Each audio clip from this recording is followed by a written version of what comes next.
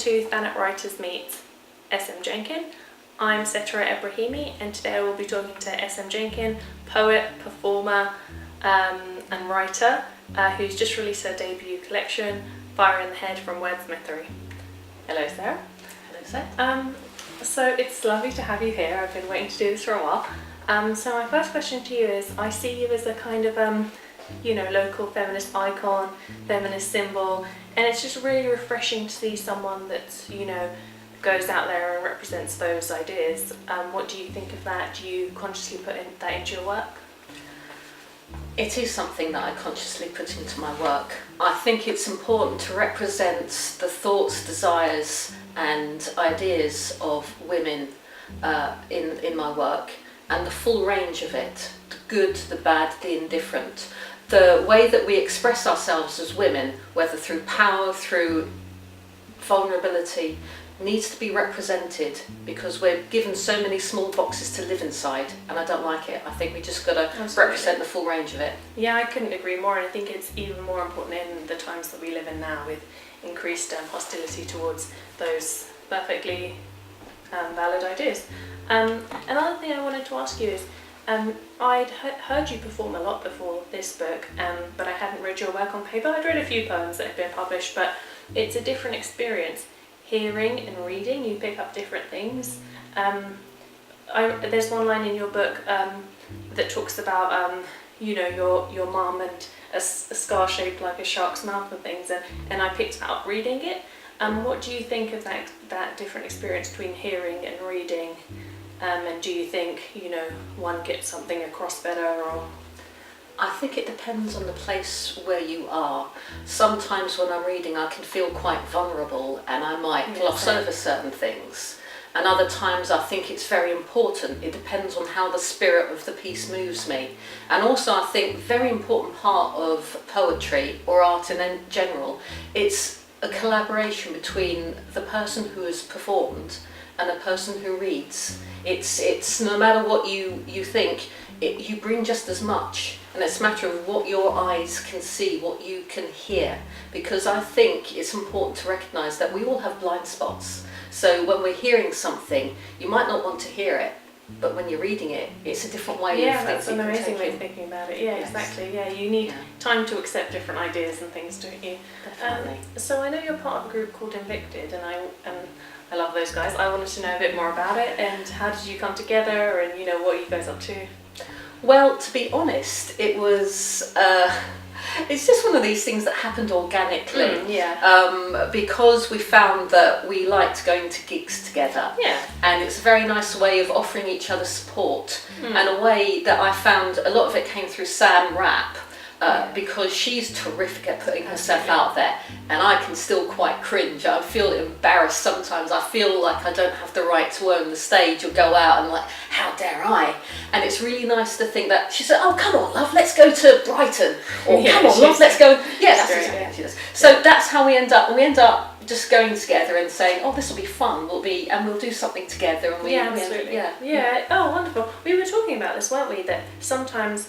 I don't know the male experience of being an artist, maybe it is the same, but sometimes as a woman, you create something and you think, oh, I won't talk about it, that might be too much, or, I'll just stay quiet, or, it's your urge is to not promote, and actually when you've made a piece of art, why not promote it? Where do you think that comes from? Why do we do that?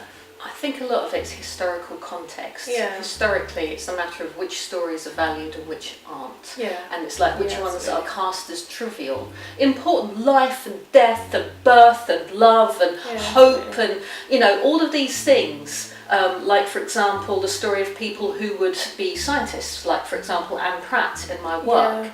It's seen as, the work that she did illustrating botanical I love that work. Yeah, absolutely. Yeah. And it was seen as not very important. You think, well, no, this is the kind of work that people use to educate themselves, and it was seen as trivial. So with that kind of backdrop, we think, but my stuff is it's so easy to do that. Well, I think it's particularly pertinent to women, But also it can be to anyone to say, well, who wants to hear my voice? It's a Yeah. particularly human experience. But for some sections of society, however you identify, whether you're a woman, a trans woman, or, there's Absolutely, certain yeah. ways of marginalising voices we don't want to hear. Yeah, that's absolutely true. Yeah, I noticed also in your collection there's a real focus on sense of place, and that's important to me as well in my work. What does place mean to you, and how has it influenced your writing? That's a really good question. I find it very easy to escape into myself, and I think sometimes it's a matter of force of will to really connect with a place and to think, I might be physically standing in here, but what does it mean? What does the air taste like? Where does that river lead to? Who else stood here? What is the connection? What was here previously? How can I honour the people who went before me? How can I honour the person standing next to me? How can I connect with it in a way that I feel comfortable? And what is the state of it when I leave? Yes, So it's a way of connecting with it, and just, I love when I go to a place and smell the air and touch it and think, what can I see and how can I convey this, Yeah, absolutely, yeah. Oh, well, wonderful. I know you gig a lot, which is fantastic, and you've gigged in a lot of different places. What's the farthest place you've gigged, and is it the most unusual place that you've gigged? The farthest place that I have gigged in is San Diego in California. Fantastic, yeah, excellent. I was on this awful coach trip. I mean, literally, coach trip would be on place for like hours and then say, okay, get up, 2 hours here. So I thought, well, I've got to salvage this. So I know that Chris Vanoy was there. Yeah. It was lovely guy, and I just looked up various gigs to see. The timing just happened to work out, and it's in an ice cream parlour. So it wasn't an unusual place, but it made me very happy because there was lots of ice cream. Oh, no wonderful. dinner, Yeah, you got a lot lots of of that. beer, lots of ice cream. That sounds Lots of poetry. That sounds like my dream as well. Yeah. Yeah. Oh, wonderful, So it was lovely, and that was that. It was a really nice, welcoming atmosphere, and it just that experience made me think that a lot of poetry gigs are the same the world over. You got the same types of people and the same kind of support. Yeah, that's it. And also, it's kind of, there's a guerrilla nature to what we do. I find when we go back and talk about it, it's polished and stuff, but when you're there, you have to like make the most of it. You're like, oh, I'm on a coach, yeah, I'll do a gig here, and whatever. So yeah, but we are very much self-made. We have to just make most of it. So yeah. I noticed that one of the themes in your book is water, and I feel like sometimes, water's a very feminine thing. Do you feel like that? Like, I always think, women are like water, like the undefinable, like shapeless, like less solid, slowly eroding, doing their thing, Is that something that you consciously thought about, femininity and water? It isn't. And it's really interesting how we can write about something and not know we're writing about something. Yeah. One of the great struggles for me has been embracing femininity in all its forms. So to understand that water is a sensual, connecting force, that can be tears, can be the waters that will break when you give birth, that will be the thing that lubricates your mouth when you kiss, when you spit, when you bite, can be the most powerful thing when you're in a tsunami. All these extremes, this lability, this kind of, it can be so many things. And it's a question of how we encounter it and the kind of value that we assign to it. Yeah. I think that's... Yeah, absolutely, yeah. Finally, I wanted to ask you about the title Fire in the Head.